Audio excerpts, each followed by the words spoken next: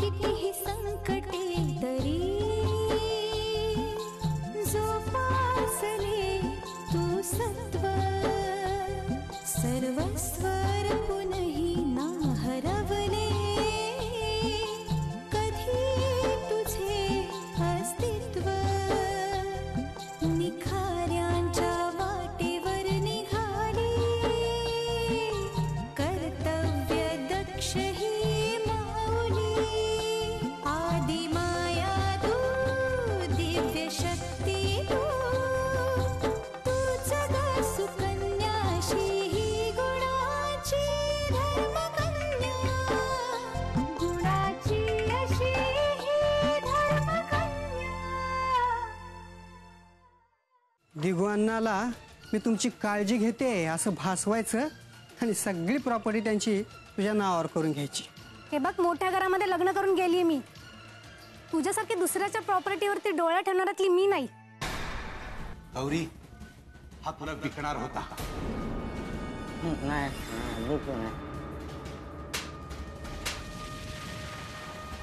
हो, okay okay. अगं, आपल्या गौरीची सुटका झाली. बाबा, बाबा चुकले मी. नाही ग, तू नाही चुकलीस, मीच चुकलो. मर्तिकाचं कार्य करणारा ब्राह्मण मी. दुसऱ्यांची लग्न लावण्याचा अधिकार शास्त्रानं मला दिला नसतानाही त्याच पापाचं फळ मिळतंय मला आणि माझ्या कुटुंबाला. बहिणी, तुम्ही आरती, रणजित, माझ्याकडे आलेलं विश्वनाथला चालत नाही. त्यामुळे प्रत्यक्ष भेटून बोलण्याजोगं काही असेल त्याच वेळी आपण भेटायचं असं आपलं ठरलं होतं. म्हणूनच तर आले आहे ना. हो, मग संकोच का करताय? बोला, काय झालं? यांनी तुम्हाला एक निरोप दिलाय. निरोप? ते रामभाऊ सकपाळ तुम्हाला भेटून गेले ना. हा, रामभाऊ सकपाळ मला भेटून गेले. ते यांना फोन करून ना खूप टॉर्चर करतायत, जीवे मारण्याची धमकी देतायत. आणि हे दाखवत नसले ना तरी आतून खूप घाबरलेत. यांनी सांगितलंय की तुम्ही जर रामभाऊ सकपाळांना समजावलं तर तुमच्या शब्दाबाहेर ते जाणार नाहीत. नाही, पण असं कशावरून? कारण तो काही माझा नातेवाईक नाहीये, मित्र नाहीये. त्यामुळे तो माझं ऐकेल असं सांगता नाही येणार. उलट तो मला विश्वनाथ मोडकचा मित्र म्हणून ओळखतो. इतप्पर आमचा काही संबंध नाहीये. पण तरीही नाही. आणखीन एक, वहिनी, तुम्ही विश्वनाथला समजावून सांगा. आधीच तो माझ्यावर रागावलाय, उगाच आणखीन गैरसमज नको. त्याला म्हणाव की हा रामभाऊ जरी मला भेटून गेला असला ना तरी मी त्याला त्याच्या विरुद्ध भडकवलेलं नाहीये. उलट मी त्याला समजावून सांगितलंय की हे पहा बाबा रे, असा खून खराबा करून, असं मारामाऱ्या करून त्याला न्याय मिळणार नाहीये. मग आता एवढं सांगूनही तो फोन करून विश्वनाथला टॉर्चर करतोय, याचा अर्थ त्याला माझं सांगणं पटलेलं नाहीये. पण काहीच नाही का करता येणार आपल्याला? नाही, आता या परिस्थितीत काही करू शकला तर तो विश्वनाथच. त्याला म्हणाव की बाबा त्याचं काय देणं असेल ते देऊन टाक ना आणि मिटवून टाक. कशाला हवाय डोक्याला ताप? हे मी त्यांना कधीच सांगितलंय, पण ऐकतील तर विश्वनाथ मोडक कसले ना. आणि कसं आहे भाऊजी, म्हणजे जरी रामभाऊ सकपाळांचं मतपरिवर्तन झालं तरी काळजी पूर्णपणे मिटली असं होत नाही ना. कारण ते काही एकटेच नाही आहेत. उद्या हे रामभाऊ जरी शांत झाले तरी त्यांच्यासारखी बरीच माणसं आहेत त्यांच्याकडून दुखावली गेलेली. त्यांच्यापैकी कोणी डूब धरणार नाही कशावरून.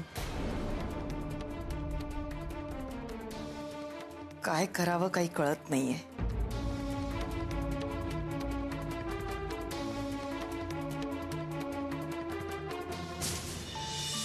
बाबा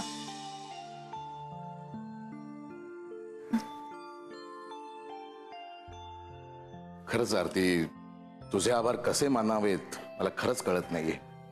बाबा मी कुणी परकी आहे का? तसं नाही ग, पण आयुष्यात कितीही संकट आली ना तरी शुभम भवतु म्हणत पुढे जायचं हे मी तुझ्याकडनं शिकलो. बाबा आता तुम्ही मला लाजवताय.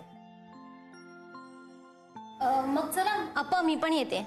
अगं तू कुठे निघालीस? तू इथे थांबणार आहेस ना माझ्या बरोबर?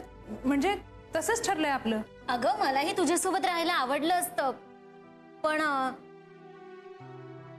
अगं म्हणजे माझं लग्न जमवण्यासाठी तुझ्याकडे जातोय असं सांगून आलो ताईला.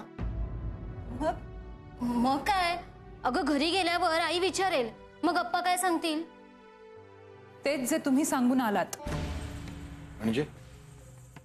म्हणजे बाबा अरुण गेल्यानंतर मला या एकटेपणाची सवय झाली. आता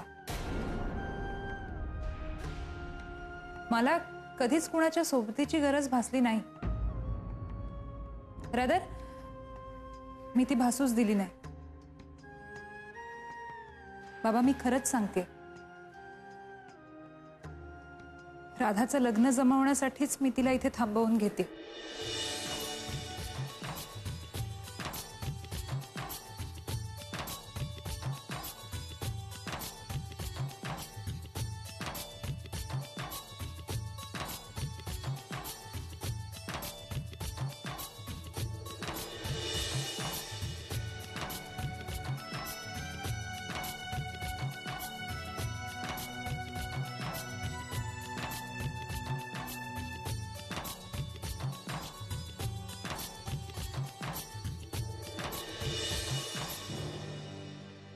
मला नाही वाटत भाऊजींचं काही चुकलंय. चिडू नका. चिडतोय कुठे मी? चिडतोय कुठे? तुझं ऐकतोय ना सगळं. तू उधळ, त्या बेसेवर तुझी स्तुती सुमन उधळ. अगं साधं लक्षात घे वसू,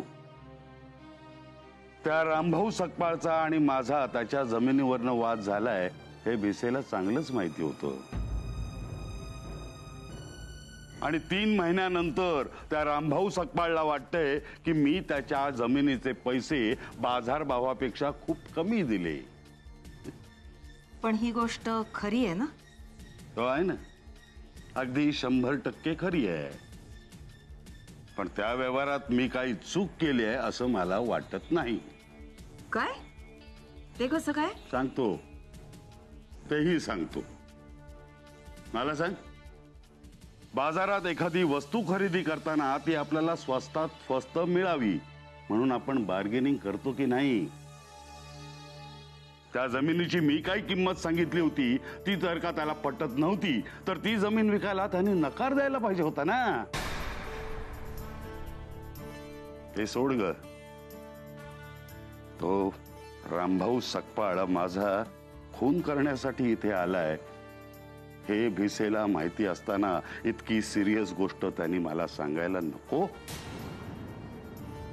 माझं सोड ग, मी नाही बोलत आहे त्याच्याशी, पण ही गोष्ट त्यांनी तुला सांगायला नको? हो. तो भिसे म्हणतो की मी बदललोय, पण नाही, मी बदललेलो नाही, तो भिसेच बदललाय. मला सांगते भिसे किती चांगला आहे.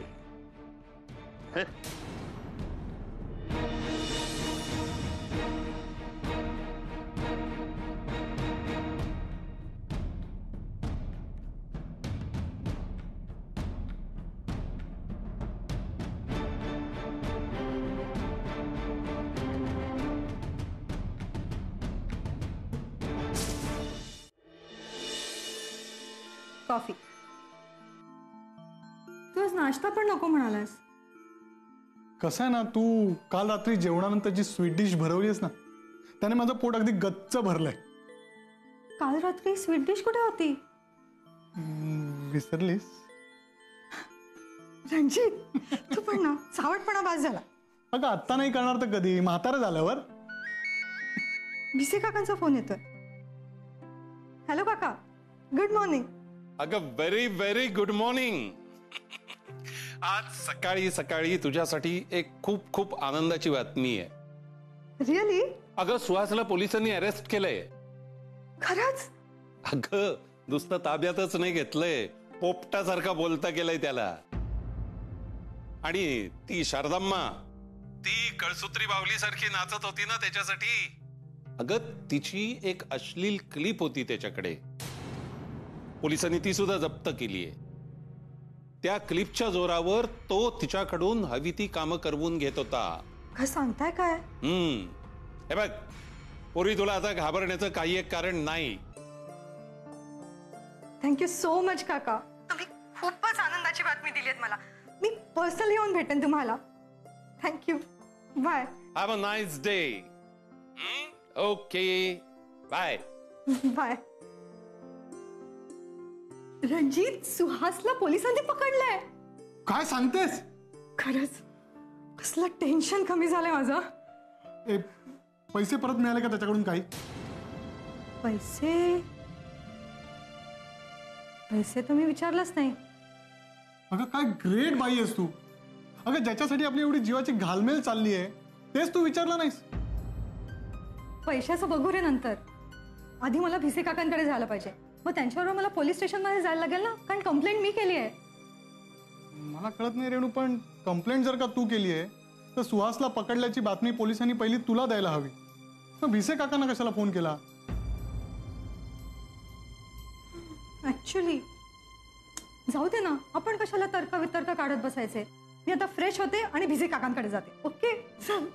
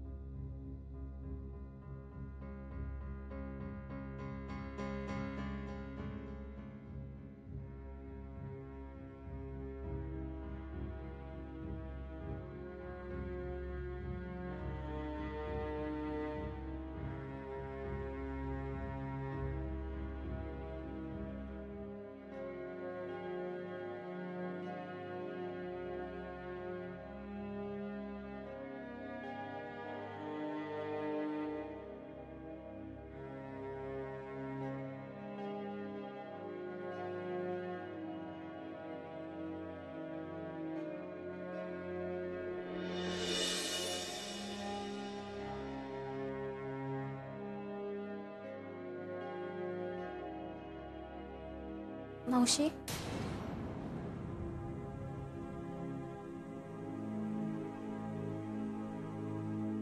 मावशी,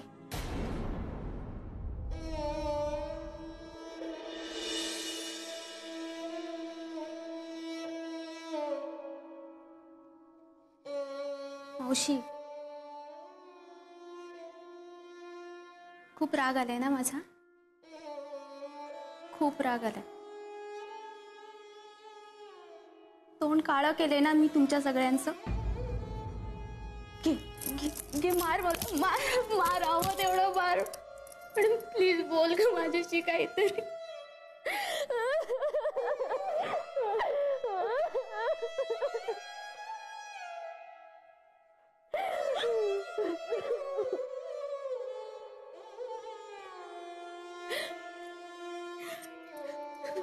कशी ग तू, का वागलीच अशी?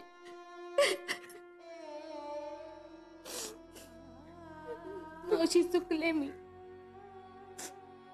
अति आत्मविश्वास नडला मला, तरी तू सारखी समजवायचीस मला. गौरी असं वागू नको, गौरी अमुक करू नको, तमुक करू नको. कधीच ऐकलं नाही मी तुझं. मनाला हवं तसं वागत राहिले. तुझा राग राग केला, तुला उलट बोलले, पण तू माझ्या चांगल्यासाठी समजवायचीस हे कधीच समजून नाही घेतलं मी. मनाला येईल तसं वागत राहिले. आणि आता त्याच परिणामाची फळं भोगतेय. मावशी माफ कर मला. माफ. गौरी, तुला न माफ करून सांगते कोणाला. मी जर तुला माफ केलं नाही ना तर माय मरो आणि मावशी जगो ही म्हण फाटक्या नोटाप्रमाणे चलनातून बाद होईल ग.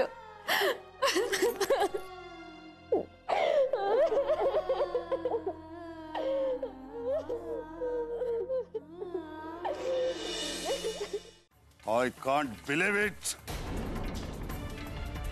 I can't just believe it.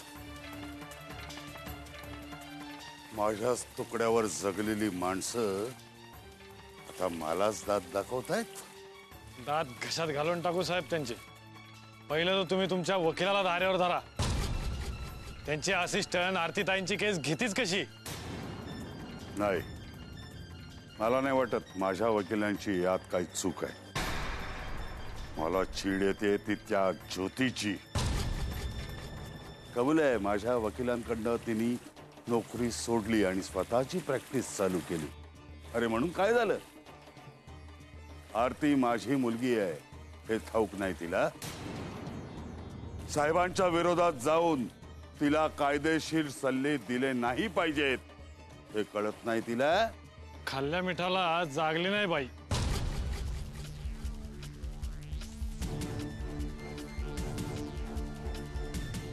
माझीच मुलगी माझ्या विरोधात उभी राहायला तयार झाली म्हटल्यावर तिनं कशाला खाल्ल्या मिठाला जागायला हवं? बरं, आता पुढं काय करायचं साहेब? विचार करावा लागेल. नाही, मला नाही वाटत आता मी कायदेशीररित्या आरतीच्या नावावरची ती जमीन परत घेऊ शकेन. वकिलांशी डिस्कस करावं लागेल आणि काहीही करून ही केस कोर्टात जाऊन देता कामा नये. आणि एक मात्र नक्की, काहीही करावं लागलं तरी चालेल पण त्या जमिनीवर मी आरतीला अनाथाश्रम बांधून देणार नाही. तू एक काम कर,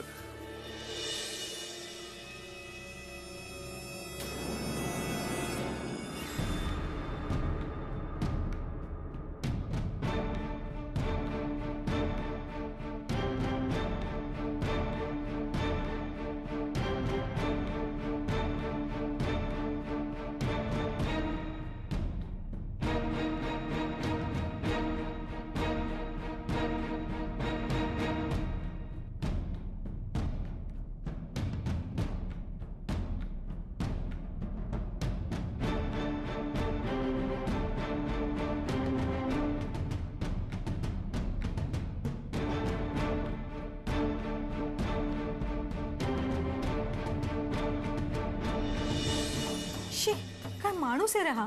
आणि अशा माणसाबरोबर तुझी उठबस होती? मला आधी सुहासचा स्वभाव ठाऊक होता का? पण मी पुरतं ओळखलं होतं त्याला. तू ओळखलं होतंस ना, मग तो आपल्याला फसवतो हे तुझ्या आधी लक्षात नाही आलं? जाऊ दे, पुन्हा तो विषय काढला आणि आपल्यात भांडण होते. आता प्रश्न मिटलेला आहे, त्याला अटक झालेली आहे. आपले पैसे ते काय परत मिळण्याची शक्यता नाही. तुला हसू येत आहे? अगं, आपले पैसे परत मिळणार नाही हे मला आधीच माहिती होतं. तुलाच वाटत होतं सुहास कडून पैसे परत मिळतील म्हणून तर पोलीस कंप्लेंट केलीस. काय उपयोग झाला? अरे पण त्याला शिक्षा होते ना, यातच मला समाधान आहे. शिक्षा? अगं, अशी किती मोठी शिक्षा होणार आहे त्याला?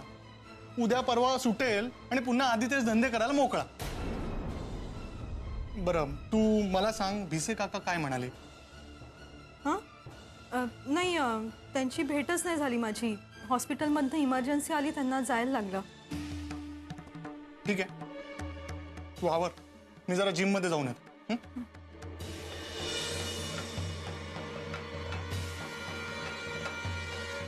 जास्तीत जास्त मोठी शिक्षा व्हायला हवी सुहासला. म्हणजे तो सुटून जरी आला ना आणि पुन्हा मला ब्लॅकमेल करायला लागला तरी त्यापूर्वीच मी रणजितला माझ्या भूतकाळाविषयी विश्वासात घेतलेलं असेल. पण इतकं सगळं कळल्यावर रणजित मला माफ करेल? जाऊ द्या, तूर्तता संकट टळलंय ना.